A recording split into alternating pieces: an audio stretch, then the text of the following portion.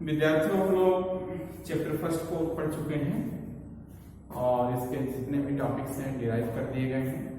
इससे chapter one के जो इम्पोर्टेंट क्वेश्चंस को मैं डिस्कस कर दे रहा हूँ। बोर्ड एग्जाम में जो क्वेश्चन आए हुए हैं और जिनके आने की पॉसिबिलिटी है, वैसे तो पूरे क्वेश्चंस को लगाना है आप लोगों को, तो मैं उनका जो बोर्ड एग्जाम में आए हुए हैं उनको डिस्कस करता हूँ। तो क्वेश्चन नंबर 8 देखें, एक्सरसाइज का बहुत ही महत्वपूर्ण क्वेश्चन है। 2 point charges QA plus 3 microcoulombs and QB is equal to -3 microcoulombs are located 20 centimeter apart in vacuum. Find the electric field at midpoint O of the line AB joining the two charges. इसके middle points पर ये दोनों charges एक तरीके से dipole कर सकते हैं, 20 सेंटीमीटर की दूरी पर रखे गए हैं वैक्यूम में। ए पर जो चार्जेस है पॉजिटिव टाइप का है और बी पॉइंट पर जो चार्ज है वो नेगेटिव टाइप का है, एक दूसरे से 20 सेंटीमीटर। इसके मिडिल पर पानी, let us suppose that O is the middle points, then OA is equal to 10 centimeter, that is also equal to OB. O is the midpoint of line AB. तो पहले पार्ट में हम लोग को electric field find out करना है। Find the electric field at the mid point of the line AB joining the two charges। Second में if a negative test charge of magnitudes 1.5 into 10 to the power minus 9 coulomb is placed at the center, find the force experienced by the test charge। तो चलिए आज इसको calculate करते हैं। तो charges A B points पर given है। R is equal to A B is equal to 20 centimetre दिया हुआ है। अब जिस पॉइंट्स पर हमें फील्ड फाइंड आउट करना है वहां पर एज्यूम कर रहे हैं कि कोई पॉजिटिव टेस्ट चार्ज रखा गया है, तो इस +3 माइक्रोकूलम्ब के द्वारा अवे डायरेक्शंस में इलेक्ट्रिक फील्ड्स होगा और इस नेगेटिव चार्ज के द्वारा भी सिमिलर डायरेक्शंस में होगा। तो EA निकाल रहे हैं, EA at O, EA at O आने इसका मतलब ये है कि electric field at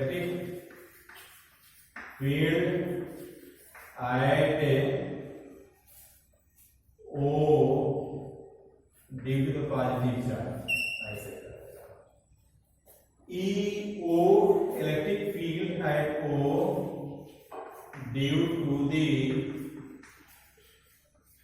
positive charge, EO is equal to K Q upon R square, R square बना करके A O square.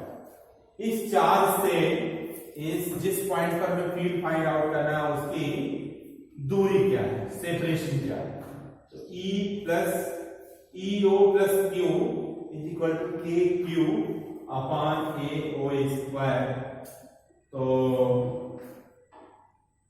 9 into 10 to the power 9 और 3 microcoulomb plus 3 10 to the power -6 coulomb, 10 to the power -6 coulomb upon R की value 10 into 10 to the power -2 का square हो जाएगा।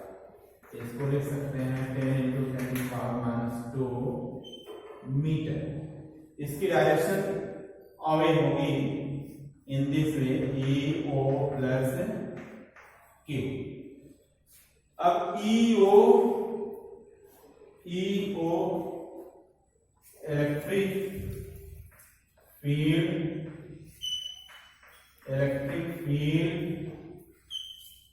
at O electric field at O due to the negative charge, due to the negative charge EO minus Q is equal to KQ upon R square के जगह में BO square, BO square तो रख लेंगे। K की value 9 into 10 power 9 और 3 into 10 power minus 6 coulomb upon 10 into 10 power minus 2 का whole square. इसकी भी डायरेक्शन नेगेटिव चार्ज के कारण जो है इसको अट्रैक्ट कर रहा होगा, तो सेम डायरेक्शन हो जाएगा EO माइनस Q। यहाँ एक यूनिट पॉजिटिव चार्ज रखा गया है, तो ये नेगेटिव चार्ज इसको अट्रैक्ट करेगा, जिस डायरेक्शन में अट्रैक्ट करेगा उसी डायरेक्शन में इलेक्ट्रिक फील्ड की डायरेक्शन भी होती है। तो यहाँ से हम देख रहे हैं कि O पर इस पॉजिटिव चार्ज और नेगेटिव चार्ज के कारण दोनों ही सेम डायरेक्शन में फील्ड एक्ट हो रही है। EO is equal to EO plus charge plus EO minus charge, इन दोनों को 9 into 10 to power 9, 3 into 10 to power minus 6, 10 into 10 to power minus 2 का whole square, 9 into 10 to power 9 into 10 into 10 to power minus 6 upon 10 into 10 to power minus 2 का whole square. इसको जब simplify करेंगे तो result हम लोगों को मिलेगा 5.4 into 10 to the power 6 Newton upon coulomb. E at O is equal to 5.4 into 10 to the power 6 Newton upon coulomb. और इसकी डायरेक्शन क्या होगी? इसकी डायरेक्शन देख रहे हैं O2 B होगी। Its direction along O2 B, its direction along O2 B, O से B के तरफ इसकी डायरेक्शन होगी। तो इसमें इलेक्ट्रिक फील्ड की डायरेक्शन का विशेष ध्यान रखना है कि किधर को एक्ट होगी। अब जो दूसरा पार्ट इसमें कर रहा है कि इस सेंटर पर यदि हम कोई नेगेटिव चार्ज रखते हैं, कितने मैग्नीट्यूड्स का 1.5 into 10 to power minus 9 coulomb था, 1.5 into 10 to power minus 9 coulomb का हम कोई नेगेटिव चार्ज रख दें तो उसके ऊपर फोर्स कितना एक्ट होगा सेकेंड पार्ट के लिए। तो सेकेंड पार्ट में F इज इक्वल टू हम लोग जानते हैं Q इंटू E फार्मूला। तो यहाँ EO कर देंगे और यहाँ 1.5 into 10 to the power 1.5 into 10 to power minus 9 coulomb और इंटू 5.4 इंटू 10 टू पावर 6 इतना वैल्यूज इसका रख करके सिंप्लीफाई करेंगे तो 8.1 into 10 to power minus 3, 8.1 into 10 to power minus 3 newton का फोर्स लगेगा या फिजिकल। अब यहां जो फोर्स एक्ट हो रहा है, अगर नेगेटिव चार्ज रखें, ए नेगेटिव और यहाँ वेक्टर, तो इसकी डायरेक्शन इलेक्ट्रिक फील्ड के अपोजिट होगी। यानी नेगेटिव चार्ज है तो इलेक्ट्रिक फील्ड इधर को राइट साइड डायरेक्शन में एक्ट हो रही है, O2B एलान हो रही है, तो यहाँ पर जो फोर्स काम करेगा वो इलेक्ट्रिक फील्ड के डायरेक्शन के अवे काम करेगा, यानी O2A its direction is O2A, O से A की तरफ, O से A के तरफ एक्ट होगी, क्योंकि यहाँ निगेटिव रख रहे हैं, यहाँ निगेटिव चार्ज है इसको रिपेल करेगा, ये पॉजिटिव चार्ज है इसको अट्रैक्ट करेगा, तो A के तरफ ही मूव करेगा। इसके ऊपर जो फोर्स एक्ट होगा O से A के तरफ एक्ट होगा। एक क्वेश्चन कई बार पूछा गया है। अब 23 नंबर के क्वेश्चंस को देखें। 23 नंबर के क्वेश्चंस में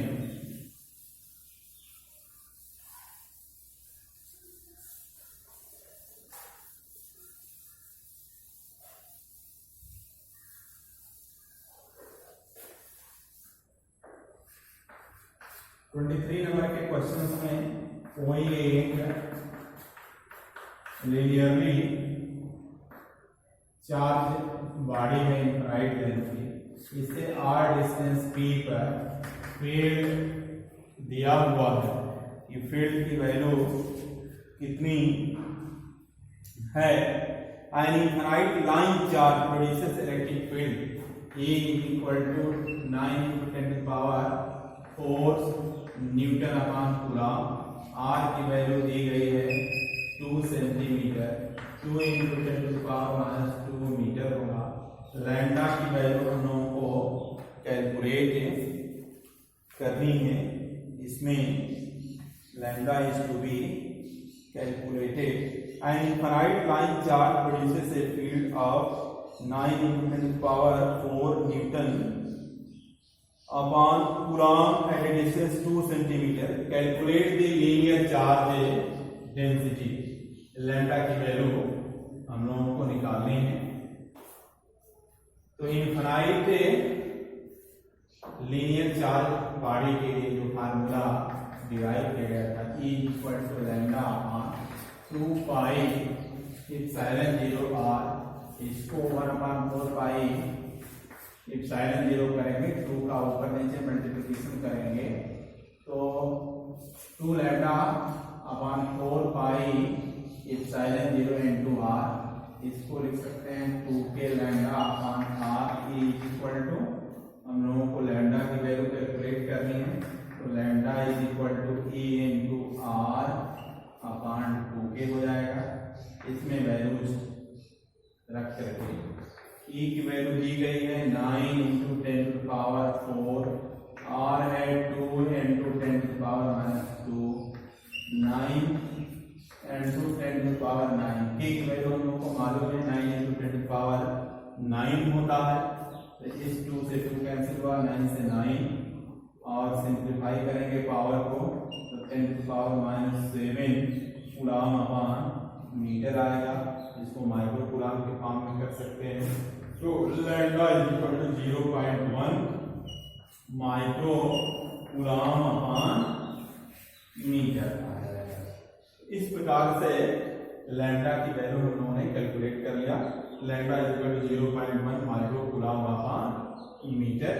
ये क्वेश्चंस रिपीटेडली आस्क किया गया है, और जिन स्टूडेंट्स को इनफाइनाइट लेंथ के लिनियरली चार्ज बॉडी के द्वारा इलेक्ट्रिक फील्ड्स के लिए फार्मूला नोन होगा तो इसको कर लेंगे। आगे बढ़ते हैं, नेक्स्ट क्वेश्चन को देखते हैं। नेक्स्ट क्वेश्चन में क्वेश्चन नंबर 9 देखें। क्वेश्चन नंबर 9 में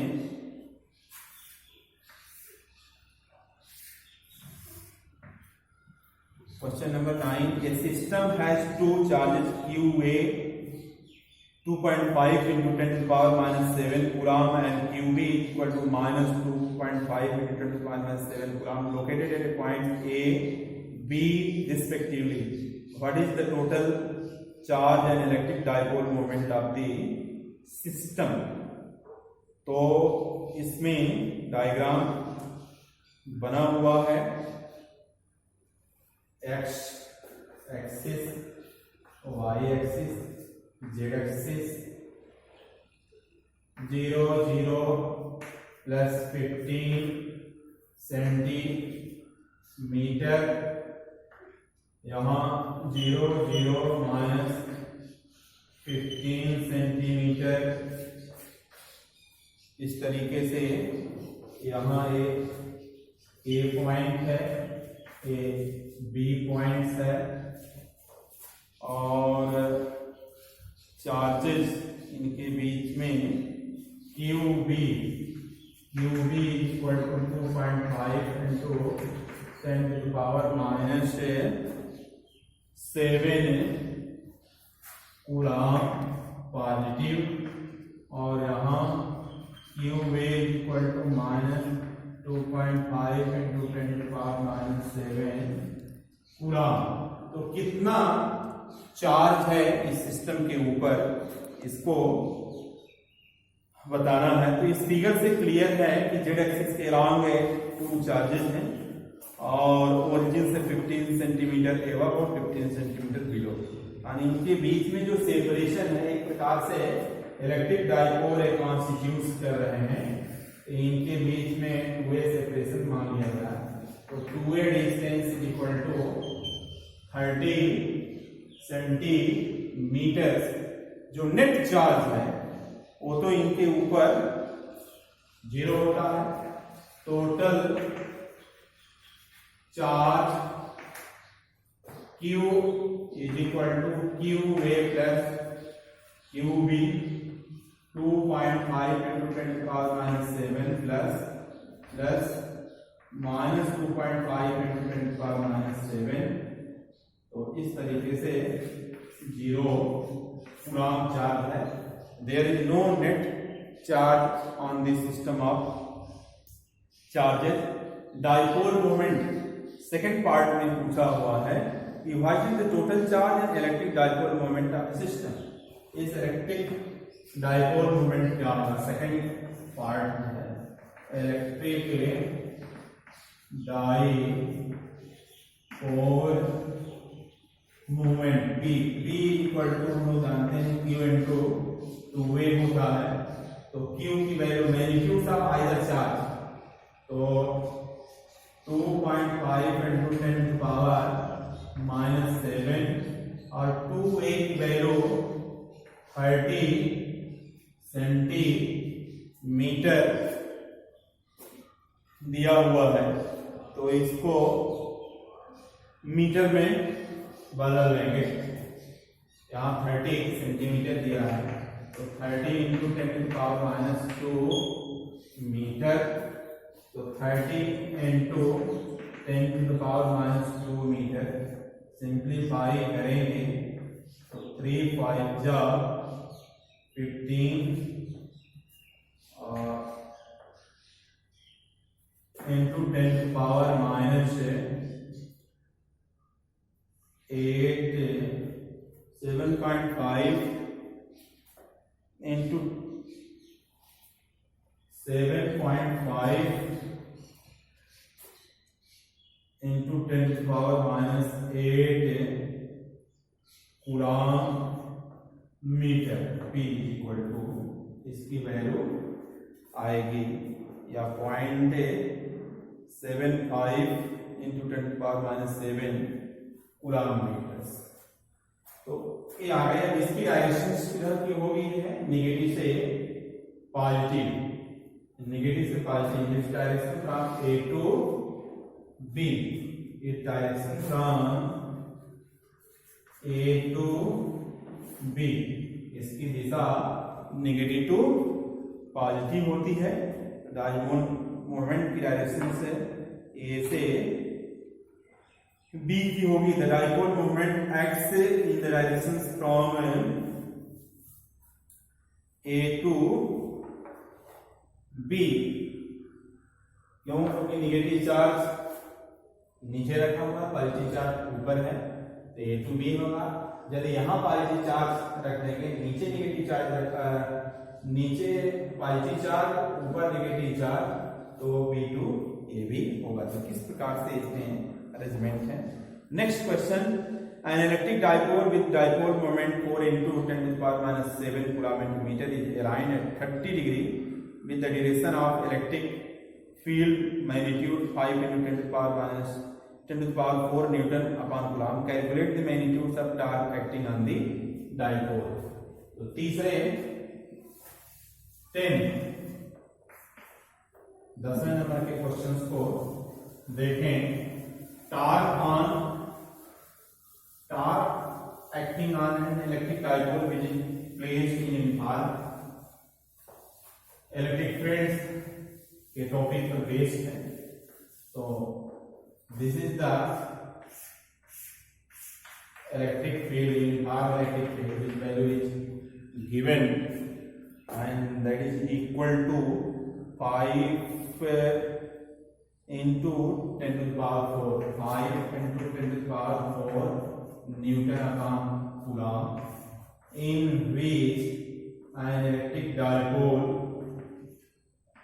in this arrangement P or it makes 30 degree। तो P की वैल्यू गिवन है 4 into 10 to the power minus 9, 4 into 10 to the power minus 9 coulomb into meter. Then what will be the torque acting on this? Calculate the magnitudes of the torque acting on the dipole. तो formula tau is equal to P A sine theta.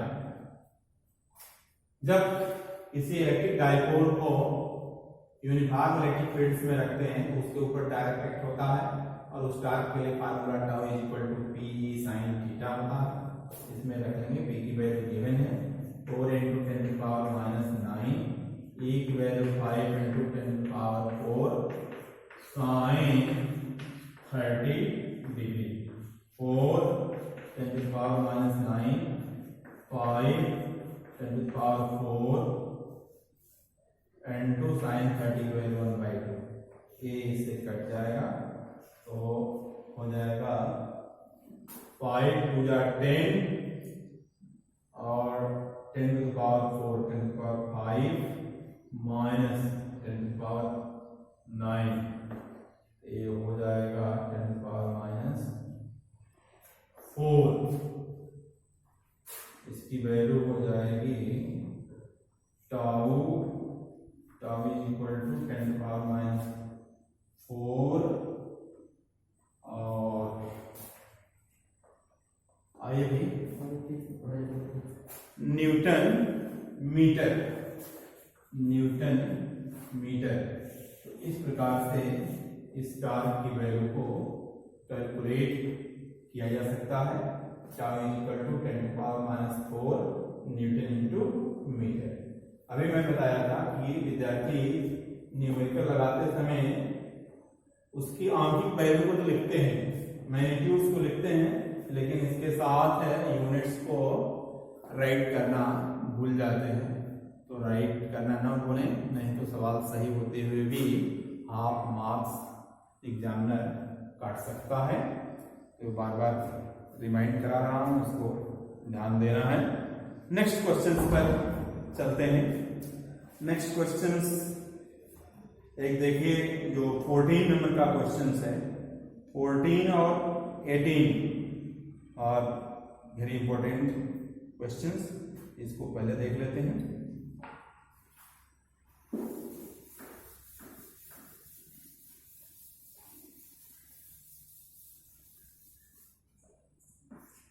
Number का question देखिए। 14 number में electric field के अंदर 3 particles को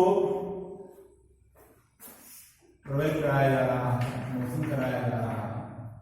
this is the electric field plates positive plates हैं, negative plates, इसकी direction positive से नेगेटिव की तरफ होती है। अब इसमें 3 चार्जेस एंटर कर रहे हैं और अलग अलग डायरेक्शंस में बेंड हो रहे हैं। तो this is the particle 1, particle 2, particle 3, 1 2 3। इसमें पूछा जा रहा है कि नेचर ऑफ चार्जेस किस प्रकार के होंगे। Shows tracks of 3 charged particles in uniform electrostatic fields. Give the signs of the 3 charges. Which particle has the highest charge to mass ratio? जब चार्ज पार्टिकल्स को इलेक्ट्रिक फील्ड के अंदर से पास कराते हैं तो पॉजिटिव प्लेट्स की तरफ नेगेटिव चार्ज बेंड होता है, रिफ्लेक्ट होता है, और नेगेटिव प्लेट्स की तरफ पॉजिटिव चार्ज रिफ्लेक्ट होता है। तो पहले और दूसरे पार्टिकल्स पॉजिटिव प्लेट की तरफ रिफ्लेक्ट हो रहे हैं, इसका मतलब कि इसके ऊपर पॉजिटिव चार्ज है, नेगेटिव चार्ज है, और जो तीसरा पार्टिकल है नेगेटिव प्लेट की तरफ बेंड हो रहा है, इसका मतलब है कि ये पॉजिटिव चार्ज है। अब इसमें highest charge to mass ratio find out करना है। तो सबसे ज्यादा इसमें डेविएशन पार्टिकल नंबर 3 का हो रहा है, सबसे लीस्ट 1 का है, उससे ज्यादा 2 का है। अगर इस तरह से y1 y2 ये y3, तो y3 का सबसे ज्यादा है, इस तरीके से लिख सकते हैं। और इनका चार्ज टू मास रेशियो कितना होगा उसको कैलकुलेट कर सकते हैं, फाइंड आउट कर सकते हैं। जैसे कोई चार्ज पार्टिकल है इलेक्ट्रिक फील्ड्स के अंदर से मूव कर रहा है, तो उसके ऊपर फोर्स एक्ट होगा, इलेक्ट्रिक फोर्स या फिर equal to Q into E, और एक्सीलरेशन F/m, तो QE/m हो जाएगा। शुरू में ये हॉरिजॉन्टल चल रहा था, धीरे धीरे फील्ड की वजह से इसके ऊपर फोर्स लगा और ये डेविएट होता गया, तो y is equal to ut plus half at square से uy 0 है, इनिशियल हॉरिजॉन्टल में था, 0 इंटू T plus 1/2 a QE upon m और t स्क्वायर है। तो highest charge ratio to mass पूछा जा रहा है, y is equal to 1/2 QE m और into T square. E constant electric field है, t टाइम है, तो y Q to mass ratio जिसको ज्यादा होगा उसका y ज्यादा होगा। तो इसमें देख रहे हैं कि पार्टिकल नंबर 3 का y ज्यादा है, इसलिए चार्ज टू मास रेशियो भी पार्टिकल 3 का ज्यादा होगा। The charge to mass ratio, the deflection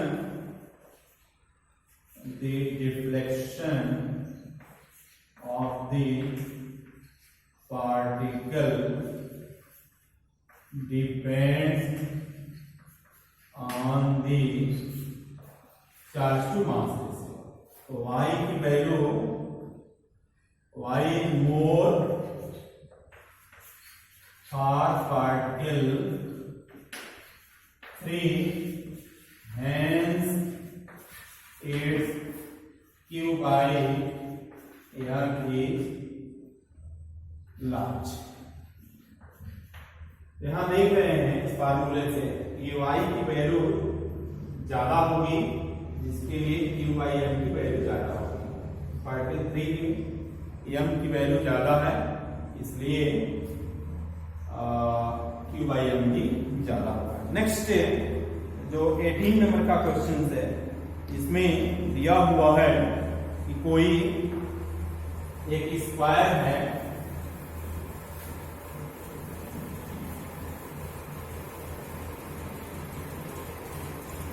square है और उस स्क्वायर की डायमेंशन दी गई है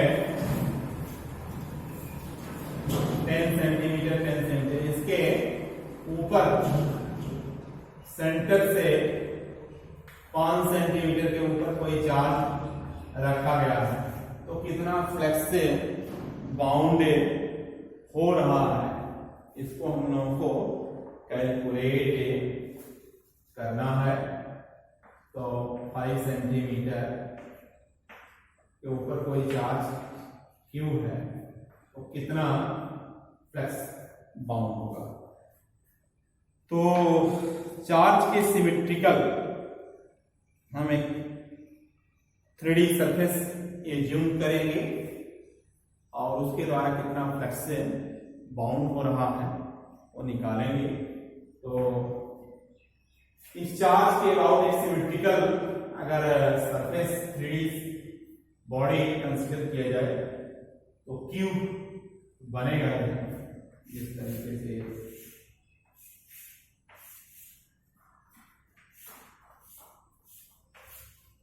ईच एंड एवरी फेसेस की 10 सेंटीमीटर डायमेंशन। अब इसका सेंटर इस क्यूब का इसके बेस से 5 सेंटीमीटर का होगा। तो अब एक फेसेस जो सरफेस हम कंसीडर कर रहे हैं इस चार्ज से सिमेट्रिक है, सिमेट्रिकल है। तो अब इसके द्वारा जो फ्लक्स बाउंड होगा phi is equal to Q upon epsilon 0 होगा। गॉस थ्योरम से phi is equal to Q upon epsilon 0। 6 faces के द्वारा जो फ्लक्स बाउंड हो रहा है फाइनेट कर दिया जाए तो क्यू अपॉन इप्सिलॉन 0। अब एक फेस की बात है बेस ले लिया जाए, बेस के द्वारा इससे 5 सेंटीमीटर की दूरी पर है तो ईच फेसेस के द्वारा जो फ्लक्स बाउंड होगा फाइनेट 6 फेसेस के द्वारा फ्लक्स है। अब ईच फेसेस के द्वारा फाई ईच कर दिया जाए तो फाइनेट अपॉन 6 हो जाएगा तो क्यू अपॉन 6 इप्सिलॉन 0 होगा। इसमें जो कंसेप्ट लिया जा रहा है मैंने दिखाया भी था प्रॉपर्टीज ऑफ गॉसियन सरफेस कि the Gaussian surface must be symmetric about the charge